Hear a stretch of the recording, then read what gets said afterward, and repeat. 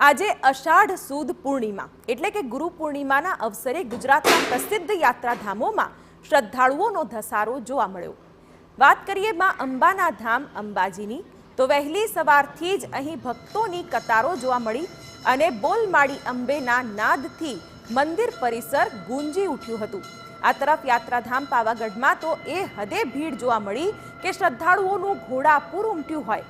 અરવલ્લીમાં પ્રકૃતિના સાનિધ્યે બિરાજતા શામળાજીના ધામને આજે વિશેષ શણગાર કરાયા હતા। ગુરુ પૂર્ણિમા હોય મોટી સંખ્યામાં ભક્તો મંદિરે ઉમટ્યા હતા।